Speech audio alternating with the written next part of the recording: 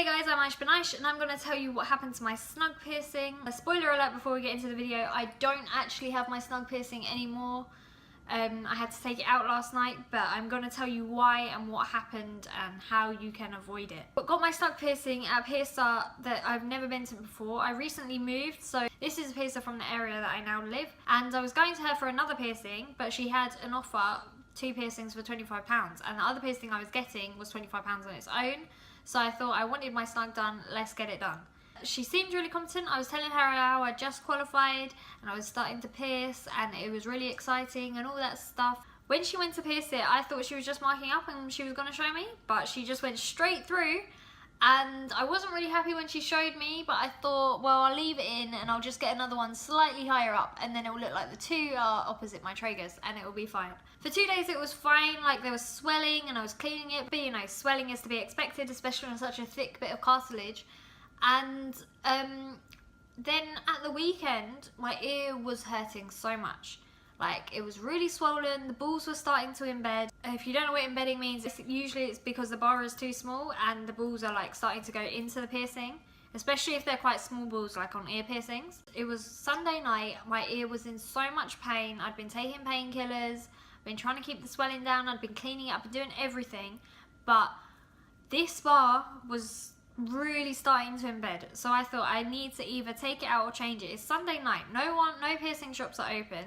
But I needed to do this now. I was in so much pain and I thought, as a piercer, I've changed newly healed piercings before, I can do this. I could not do this. Basically, my ear was so swollen that as soon as I took the ball off the small bar, I started to feel relief. And when I took the bar fully out, I felt a lot more relief. I tried to put a 12mm curved barbell in, but it really did not want to go in. Just so you can see, this is the 8 that was in it. It is tiny compared to the other one. I definitely would not pierce a snug with less than a 10mm curved barbell. I could not get the 12mm barbell back through that hole. Not because I can't, but because my ear was so swollen that I just I couldn't get anything for it. Like, it was just swelling and it was getting bigger as I was trying to do stuff. And because it wasn't really pierced where I wanted it to be pierced, I just thought, fuck it. Like, let me just get rid of this piercing. I know snugs are prone to swelling, but I did not realise she'd pierced me with an 8mm barbell until I took it out, because obviously the barbell was mostly hidden when I first got it, and then it got more hidden as it swelled.